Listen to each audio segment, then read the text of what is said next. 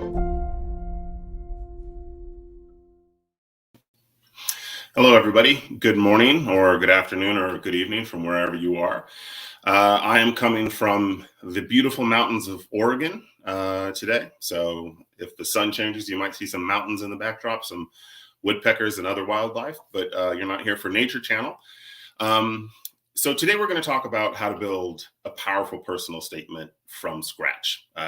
Hopefully, or probably a lot of you guys are at the beginning of the journey of thinking about or applying to MBA programs. And so you're thinking, okay, I know basically what my experiences are, what my background is, and how do I build that out into something that's interesting and compelling?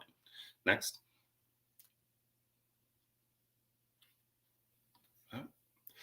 So who am I? I'm Brian Fobi. I am the CEO of GuruFi.com. We're a company that focuses on helping people with the writing aspects of the application, personal statements, CVs, all the writing materials that are associated with an application. And we've been doing this since 2005, helped every year candidates get into top schools. We keep sort of an internal trophy room where at the end of every admissions cycle year, we look and we, have had great results. This last year, we put people into Harvard Business School, INSEAD, Oxford, Stern, Wharton. Great results, and our clients have been really happy working with us. I have over 2 decades of teaching experience. I was a writing teacher, writing professor at Harvard University before starting GuruFi. Next.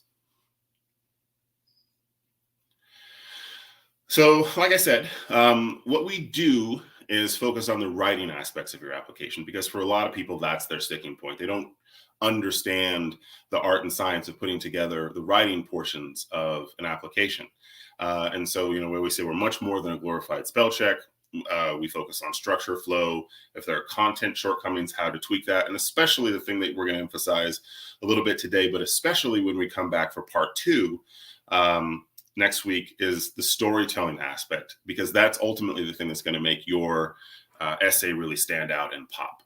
Next. All right. So the thing that I always emphasize with people is that writing a personal statement is hard. All right. And there's a bunch of reasons for that. And what I can tell you is that even with people who are excellent writers, so I've worked with people who have published novels, I remember a few years ago, there was a woman who had a PhD in English literature from Stanford University, right? These are people who, in most aspects of their life, are excellent writers, but they still felt uncertain about how to approach the process of writing a personal statement. And, I would say that, healthy people don't boast about themselves. And so it's hard for you to sit down and write an essay where the whole point is not to boast necessarily, but to make yourself come off in an interesting and compelling manner that shows that you're prepared and that you've done things that warrant your admission into the school. The other thing I say is that it's hard to know what's interesting about yourself. A lot of people just feel like their life is normal and boring because it's the only one they've lived. And so, it's only when you talk to someone about things that you get a second voice to say, whoa, that's really interesting. I want to know more about that. And you'll say, really, that's not very interesting. It happens all the time.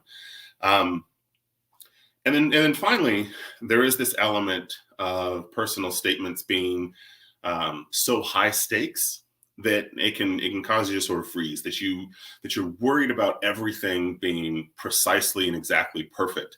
And that will end up tripping you up when you're writing a personal statement, especially in the early phases when perfect isn't really your goal. That this idea that like you have to, within 500 words or 6,000 characters, whatever the cap is, you have to sort of pour your soul into something that can feel really intimidating, and it can stop people from producing the essay that they otherwise could. Next. All right. So what are we going to do today? 1, we're going to identify some common mistakes to avoid. All right. Second, we're going to think about what are your most important experiences and how to identify those, and to think about which ones to put into your essay. And then third, we're going to do some initial brainstorming that's designed to circumvent some of the pressure that you feel to produce something that's perfect. Next. Now, the thing that you'll hear a lot from me are a focus on these two mistakes that especially MBA students or applicants tend to make. The first one is simply regurgitating your CV. All right, so I'm going to tell you my life story from start to finish in sort of a narrative version of a CV. You don't want to do that. And the second one is what I call writing a brochure for the school, where you want to make sure that your essay is tailored to the school that you're applying to, but you end up sort of just writing a brochure for the school that you're interested in, as opposed to really going a little bit deeper and talking about why you're a good fit for that program. Next. All right. So what does it mean to regurgitate your CV? All right. Like I said, a lot of candidates assume that their personal statement or other admissions writing should tell your story sort of from, either the start of your life or the start of your career in a direct line to the finish. And you try to cram in as many accomplishments as possible, detail what you did at each job, mention every promotion. And like, okay, I'm just going to turn this basic structure into an outline for an essay. All right. The problem is it's not a very compelling or interesting way. And more importantly, since a lot or most applications actually have either an opportunity for you to send your CV or will have forms that functionally serve that same purpose, you're basically just repeating information that's elsewhere. All right. That how you should think about a personal statement is that other parts of the application, like the CV or the short questions or things like that, they serve to give the reader a sense of breadth. Like, what are all the different things that you've done and accomplished? A personal statement should really be about providing depth, using a few or even one incident to show something about your trajectory, the way you think, how you handle problems, your aspirations for the future. And so that's why you want to avoid just regurgitating your CV. Next. All right. So as noted here, I say a good essay will, one, focus on depth, not breadth. So just select a few stories to tell, but make sure that you tell them well. All right. Give them a little bit of space to breathe. And it's not just that you mention something, move on, mention something, move on, and you do this 6 or 7 times in an essay. That's not what you want to do. Also, you think about beginning the essay at an interesting place.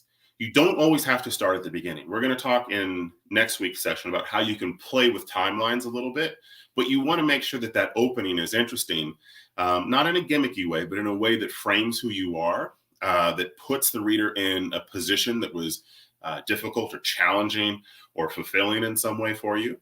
And that you think in terms of decision points and pivots, where you say, okay, there are a couple of moments in my life that altered the trajectory of what I want to do and who I want to become.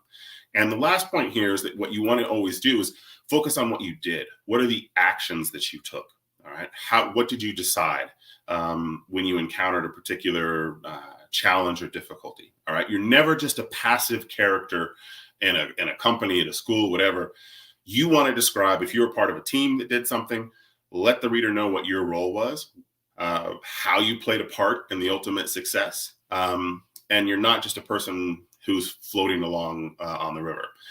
On the flip side, a weak essay will try to cram in every job that you've ever done. It almost turns into something more like a list instead of you're telling stories. It's not necessarily that you cannot ever just tell a chronological story. Sometimes it will make sense to do that. But if the story just feels absolutely chained to chronology, where you say, I'm going to start with my freshman year of college and then move through the next 8 years, that can feel a little stiff. A bad essay will also maybe care too much about being comprehensive, where every little thing and every little promotion is mentioned. And lastly, you want to, again, instead of focusing on like what the company was or what the job was or what your kind of title was, you want to focus on what you did. So don't spend so much time talking about the company or the job that you don't focus on you and your role within it. Next. All right. So as you think about the stories to select for how you build an essay, these are some questions that you can ask yourself when you're deciding whether to keep it in or to take it out. So first, is what's in my essay more substantive, interesting, and relevant than what's in my CV? So sometimes you'll have like a one-off accomplishment that's in your CV that doesn't it doesn't lend itself well to additional explanation. So let's say, for example, your company gave you an award for, let's say, community service, right? Now, the way that you can think about that is the award itself isn't really the interesting thing, because that I can just see from your CV where it says, you know, you worked at Johnson & Johnson and you got a community service award. The story behind that award is what could be compelling. So did you work with local high school students to teach them about entrepreneurship, or you worked with nurses during the COVID crisis, whatever. The story is much more important than just kind of the line item in your CV where you say, this is the award that I won. All right. Flip side is if, you know, you got an award for, I don't know, sometimes people always will put something strange in a personal statement, like they got an award for punctuality or something like that, right? There's not really a story to tell there. And if there is a story, I don't know that it rises to the importance that it should be in your personal statement. So the thing to think about is, what's the story behind the entry in the CV, and is it interesting? And does it cast me in ultimately the light that I want to be seen in? All right. Second point, do I need to tell this story to demonstrate either a strength of my application or why I've chosen this path? All right. Now, these are ultimately the two most important ideas that you'll want to convey in your personal statement. What are the strengths and experiences that you bring that are relevant to showing that you would be a successful student at this school, but also that you would fit in with what that school's culture and emphases are? And the second point is, why have you chosen this path? And so if, for example, you say, I want to found a company that does logistics in sub-Saharan Africa, all right, what you need to then have are items in your personal statement that explain why that's the case. So if you have worked in Nigeria or Cameroon doing this kind of work, and you say, okay, there's a need for it, tell that story. All right. So that if, for example, you say that what you ultimately want to do is logistics in sub-Saharan Africa, but at no point in your personal statement up to that point do you mention going to Africa or doing logistics, that will feel weird. All right. Because it doesn't seem like it's the same person who's doing both of those things, right? It's just sort of like, hey, here's this thing that I want to do. And then lastly, the thing to always ask yourself is, are you the star of your essay? We're going to talk a lot about this next week. But again, the thing to think about is, what are the actions that I'm taking? How is it that you and the choices that you're making in the personal statement, right? So you encounter a challenge at work or at school. What are the choices that you make and the actions that you took that moved that organization towards a solution, or that allowed you to see that there are problems that you were interested in addressing some way or another? All right. So you have to be a consistent and active person. All right. So let me give some examples of good approaches and less good approaches to writing personal statements. So here's a couple of sections that I've taken from old personal statements that I've thoroughly anonymized, so that the people in question's personal statements are not out in the world. So here's a weak version of a section of an essay. It says, I got my first job out of university at Samsung's quality control division. Samsung Quality Control tests all mobile products in order to make sure that they meet the exacting specifications of regulators in Japan, the United States, Korea, and the EU. Quality Control was a subsidiary of Electronics Division, reporting directly to the headquarters in Seoul. I began as a tester, then worked in technical specifications, then moved laterally to manual and inputs for 4 years. My most important accomplishment when I came when I helped to solve Galaxy 5's technical and regulatory sticking points. All right, next. So why was this problematic, right? Well, I'll get to that in a second. Here's a better version of that same applicant, right? So I spoke to them a little bit, and I got them to focus instead on what they did. All right. So they say, given my technical background, after graduating from university, I worked mainly on projects dealing with technical glitches that were preventing Galaxy 5 mobile phones from operating properly.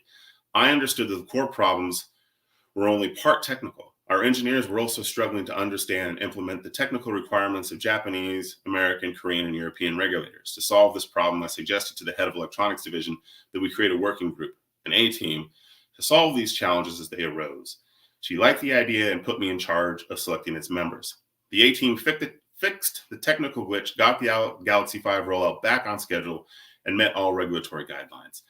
In recognition of the role I played, I was placed in a management fast track where I cycled through several different divisions. Now, notice that the main thing that pops out is that the first essay, I understand thoroughly what the person's job and role was within the company, but it's also kind of boring. I don't get a sense of what they did, all right?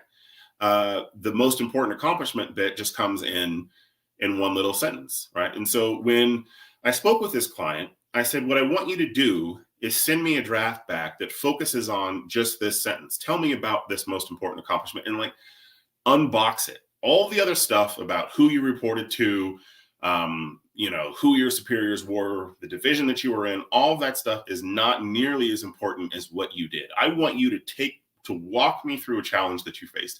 And this is the draft that they sent back, all right?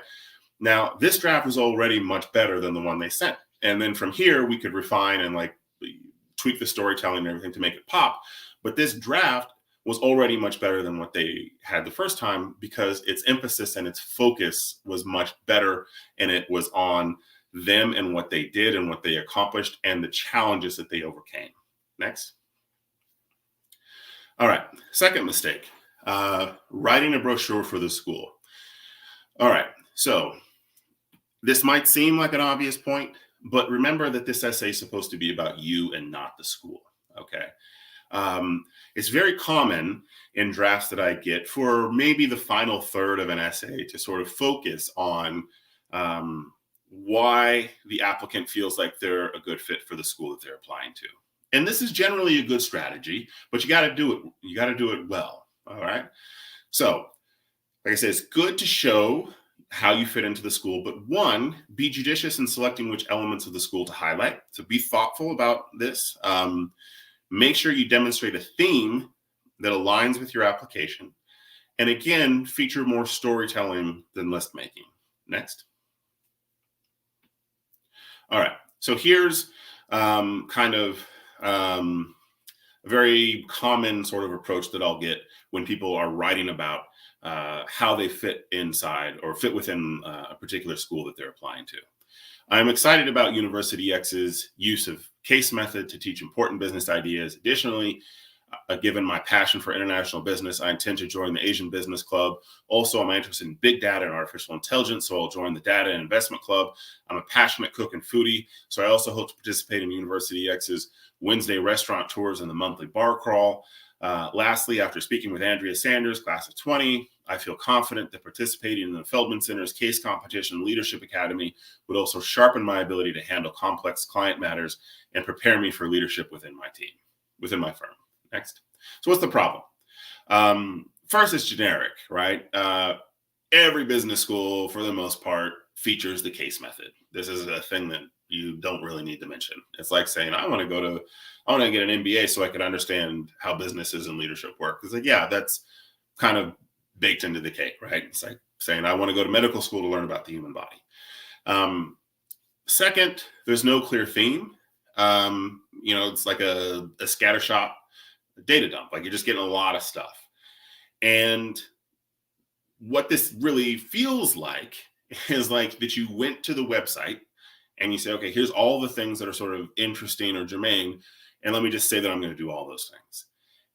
What a reader's going to wonder is, are you really going to join 19 clubs and participate in 15 different activities? That type of, kind of diluted approach doesn't really seem like a realistic approach to business school. And it really does just feel like you decided to apply to this school. You just went to the website and you say, oh, here's 10 things that they say. Let me just dump that into the essay.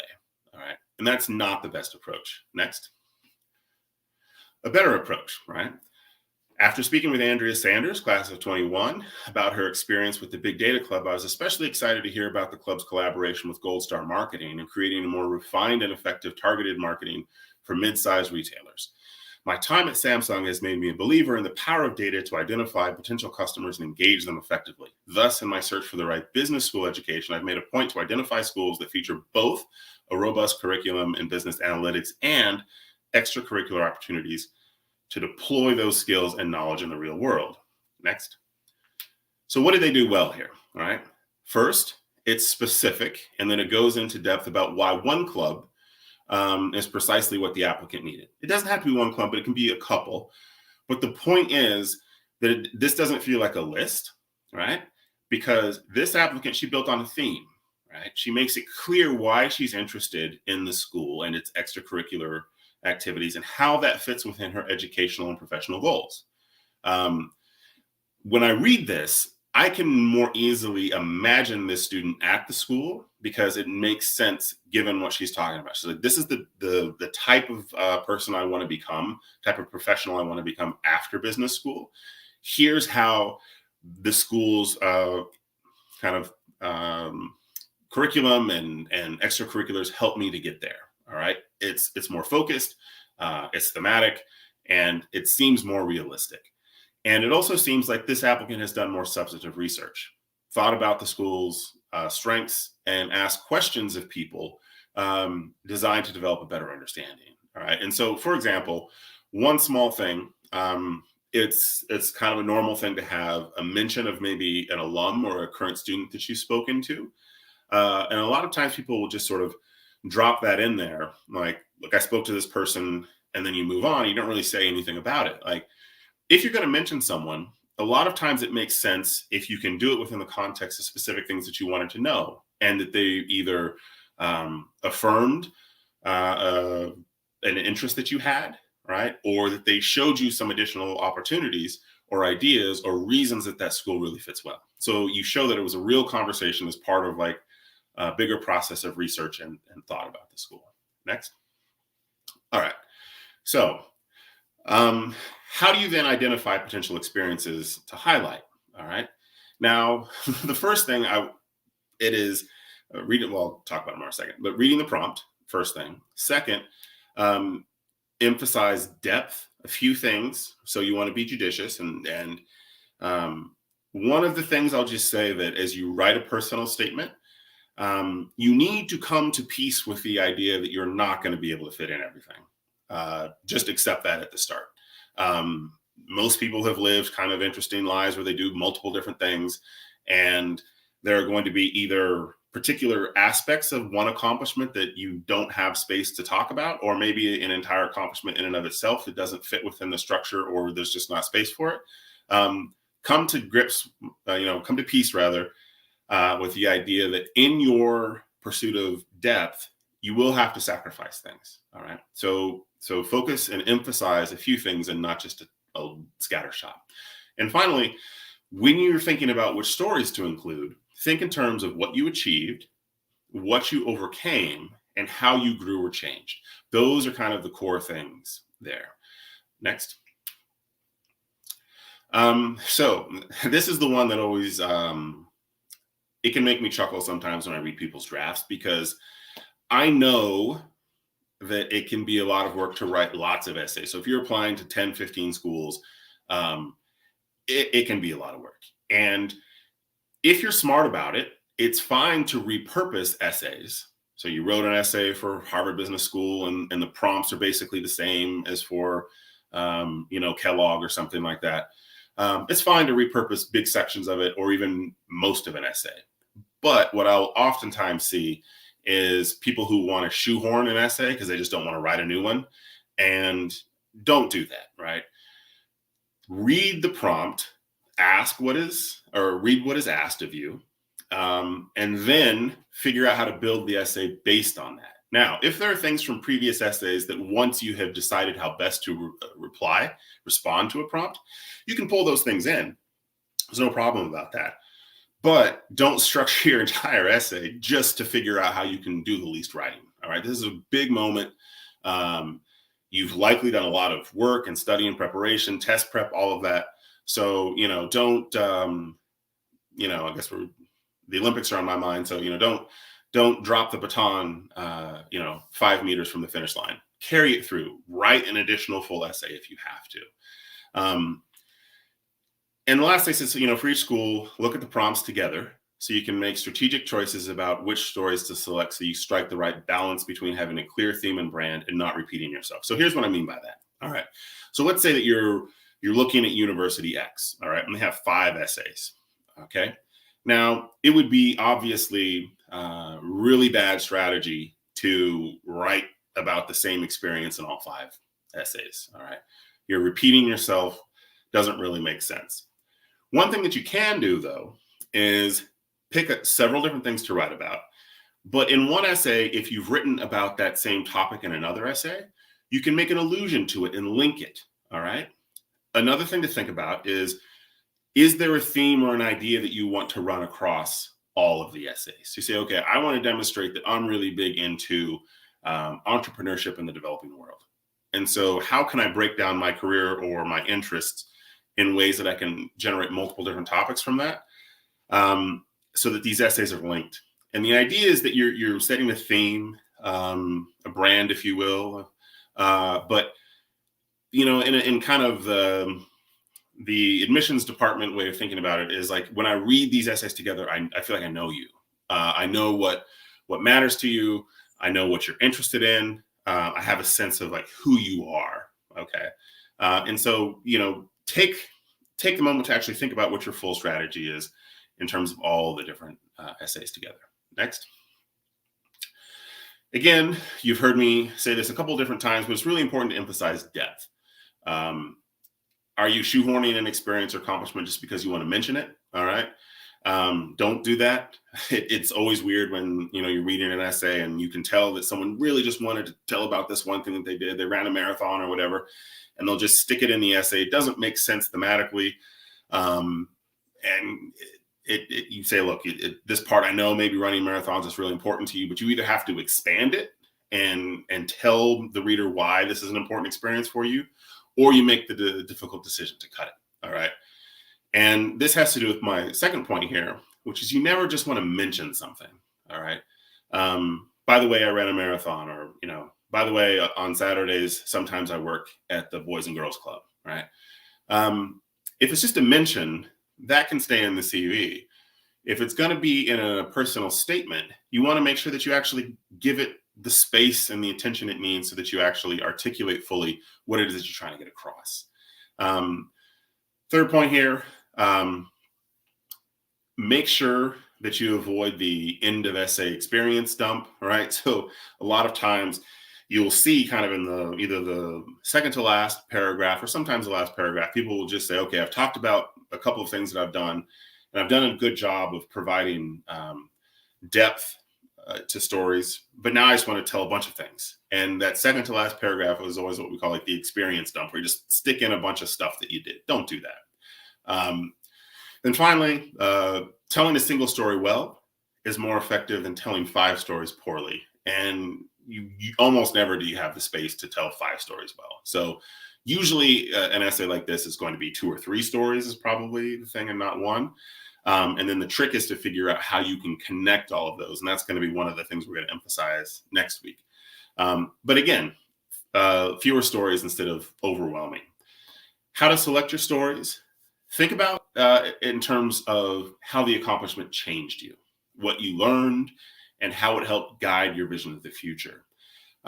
Next week, when we come back, one of the things I'm going to emphasize is the idea that your essay should be like a straight line, in the sense of, if you have something you talk about in your past, as you talk about your present, and as you talk about what you aspire to do and become, all of those things need to make sense, in the sense that they seem like the same person. All right.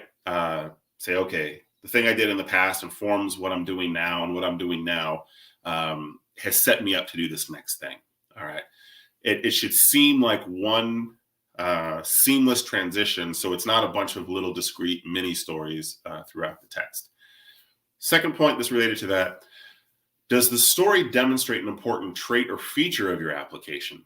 All right. So again, getting back to this idea of a theme or a brand, if what you're saying is, I'm a flexible and effective leader, then you have to have stories where you are showing that you lead in a flexible and effective manner. Say, okay, I encountered an unusual problem and I showed creative thinking.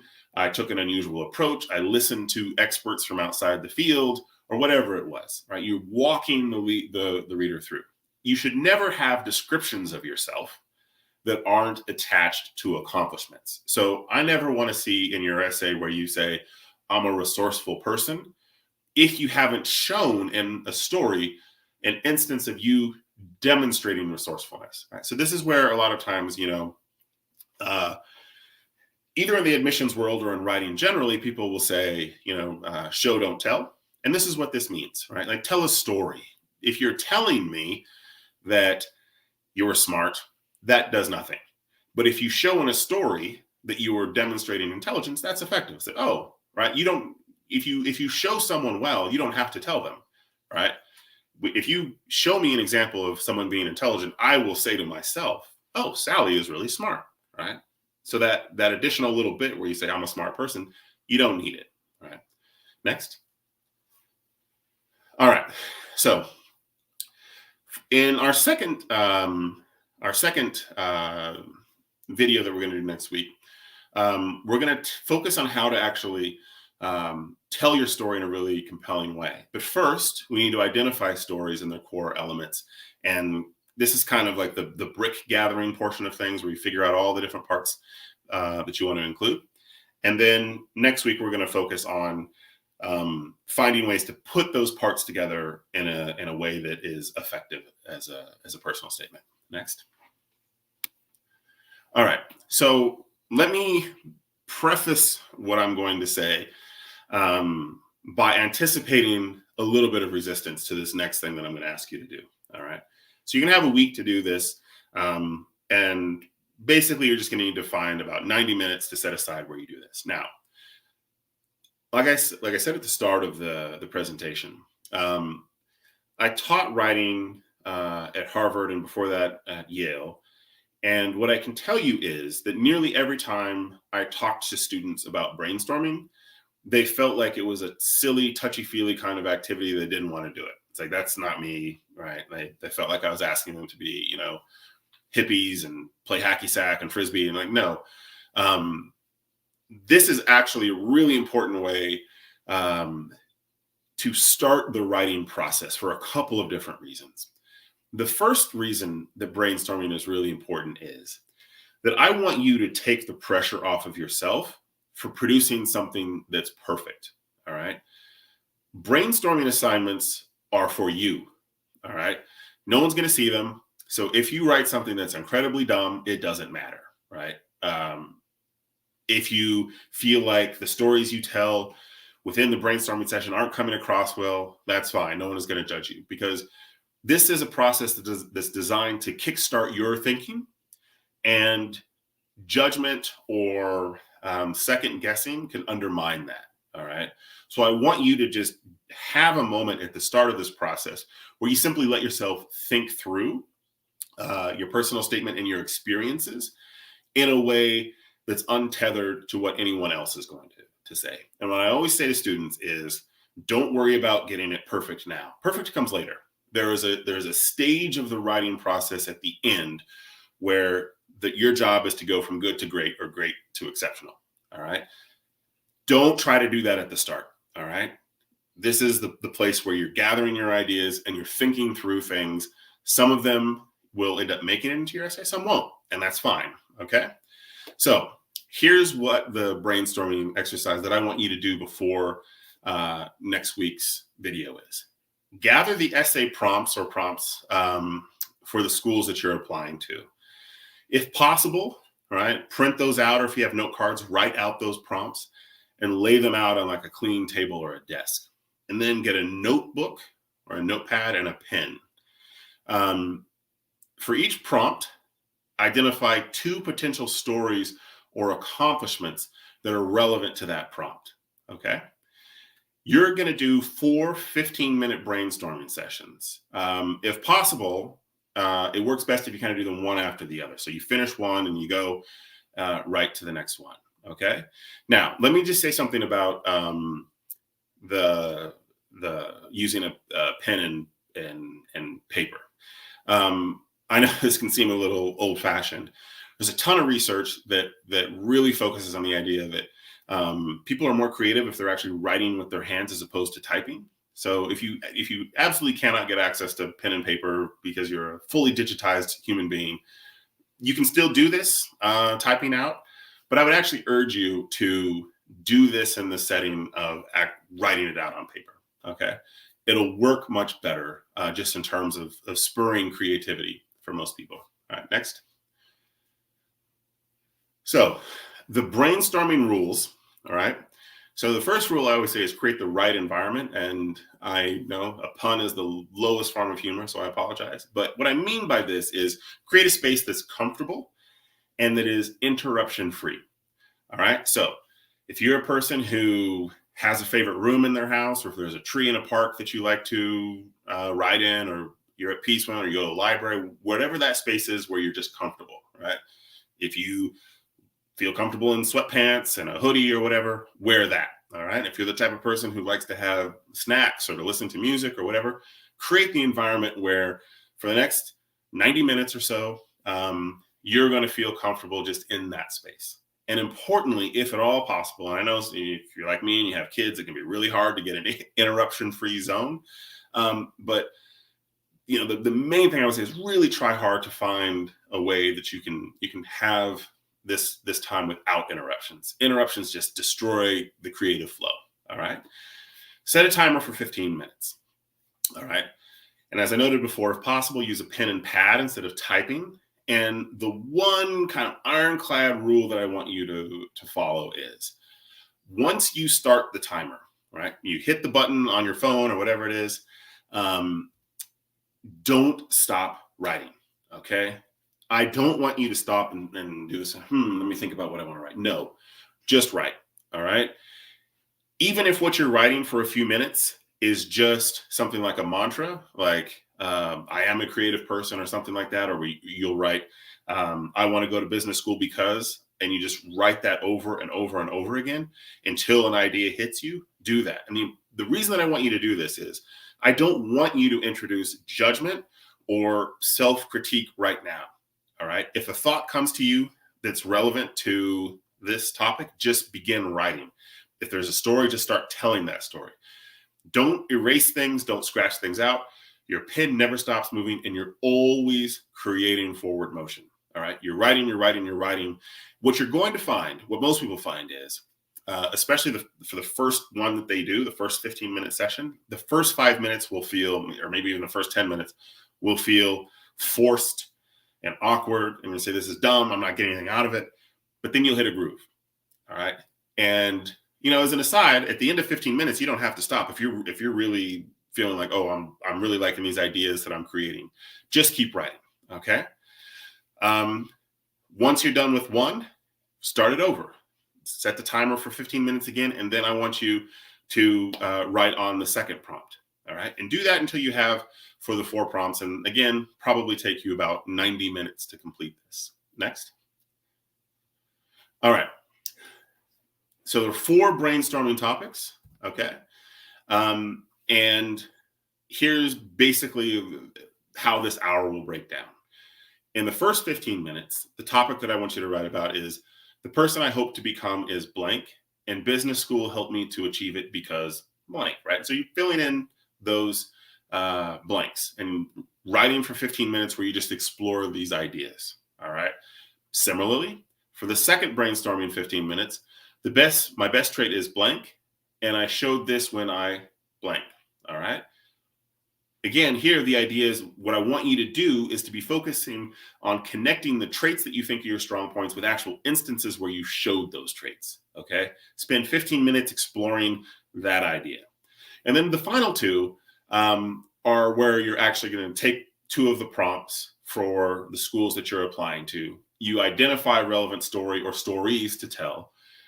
Tell that story or stories, and make sure you emphasize how you grew, what you learned, what it told you about yourself. And to this end, before you start, when you're setting up, I would actually, for the prompt brainstorming, at the top of your paper or maybe on a note card, just write, how did I grow?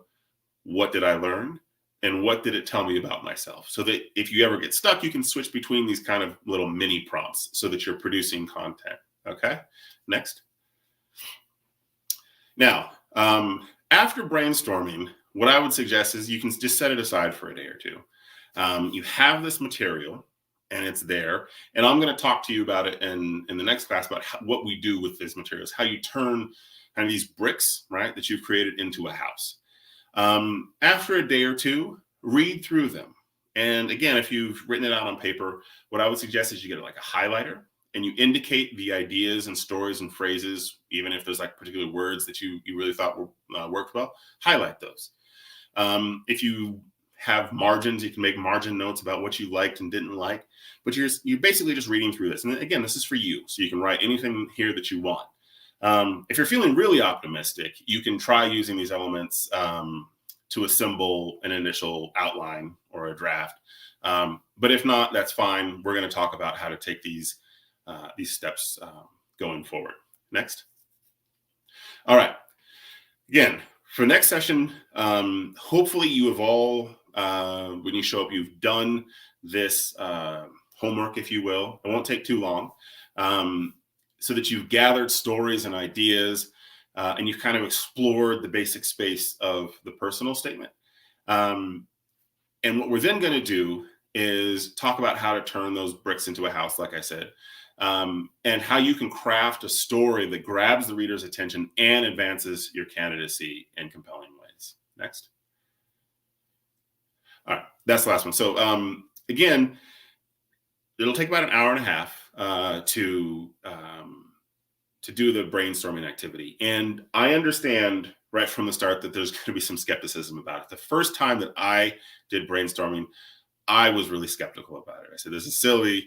It's a little bit touchy-feely. That's not really my groove, but I did it. And it actually helped me to produce some of the core ideas that made it into the personal statements that I was writing for myself. And it made a world of difference. And what I'll tell you is that if you do a brainstorming activity, it takes you an hour and a half to do. If 10% of what is in your final essay comes from brainstorming, it will have been a valuable experience. If you even get 50 words from it, usually most clients get between about 1/3 and 2/3 of the material from the brainstorming that actually makes it into their final essay. So it can be a really useful experience in that regard. So I'd urge you to do that so that you begin this process of actually building out essays. And so for next week, to make sure that you are able to get the link and follow along this kind of two-part course to completion, make sure you do follow us on the YouTube page. Yeah, that's it. So thank you. And I don't know if there are questions or anything like that. Yeah, Brian, I'll be displaying user questions on screen. Okay. Okay. Yep.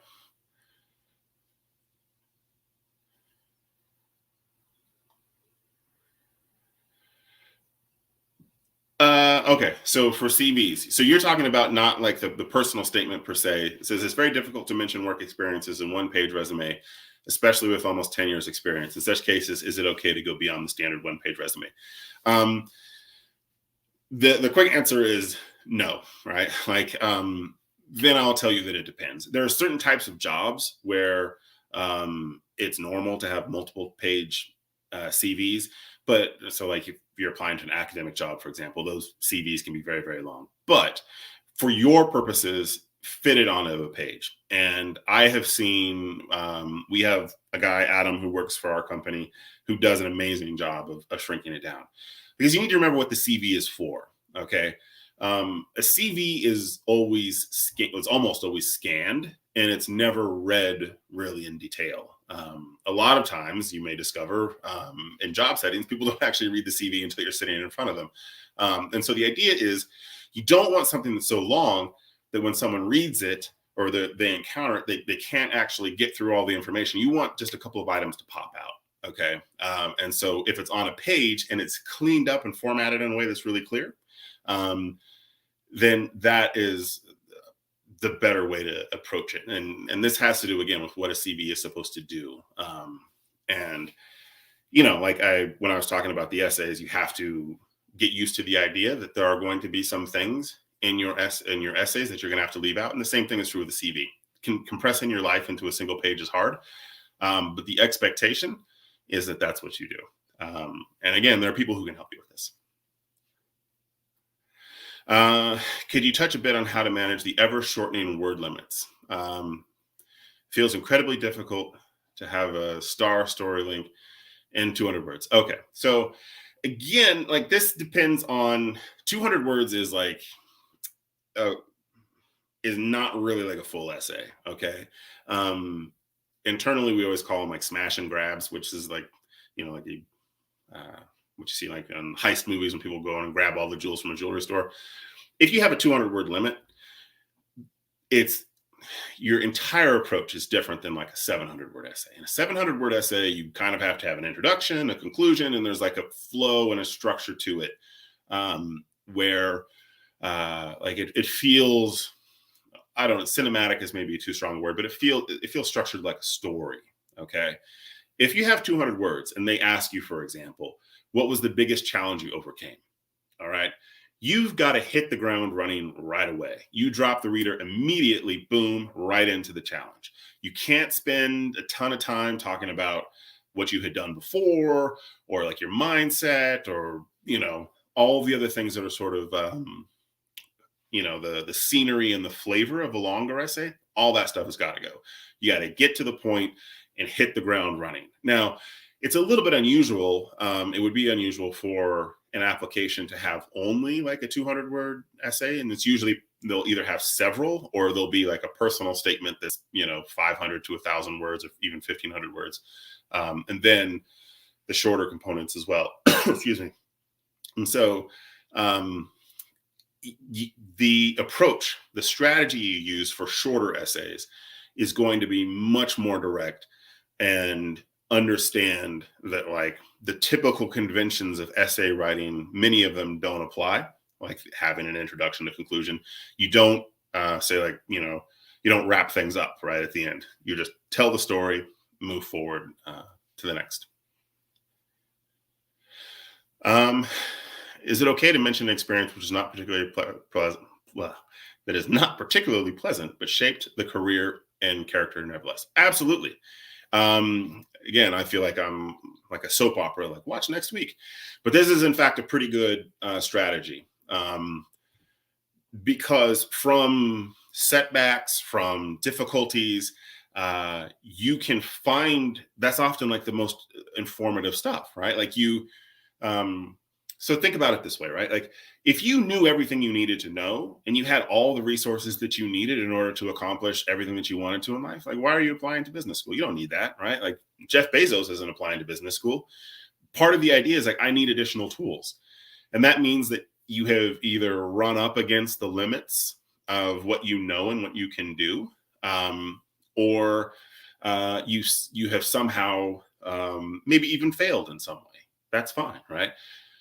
The question, like how you do that, though, is obviously the trick, right? You don't want an essay that just starts with you failing at something and then is just 500 words of you taking loss after loss after loss, because at the end of the essay you look like a loser, right? But what you can do is say, okay, here's this unpleasant experience that I had. Here's how I grew from it, and ideally, if you can, you say you move from either a loss to a victory in a sense. So if you say like, okay, I founded this company and it failed. All right. It was personally devastating, but I moved forward and I persisted. And then 6 years later, I joined another startup and I knew from the previous one, here's the traps that startups can fall into. And so I allowed the company to avoid those traps and I led it in a particular way. I provided input that made the company successful, right? So the unpleasant things shaped who you became. And there's all sorts of different versions of that.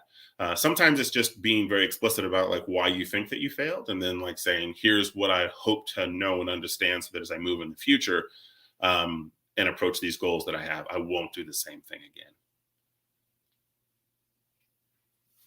That's it, I guess. I see no more questions, so can wrap it up. Okay. So thank you, everybody. Today is actually my birthday, so It was a fun way to start my my birthday out in the mountains of Oregon. And so I hope to see you guys next week. And then please do the brainstorming activity. And so you'll come back ready to see how you can start turning that material into a great final essay. All right. Have a great rest of the day or evening, wherever you are. And I'll see you guys next week. Thank you very much.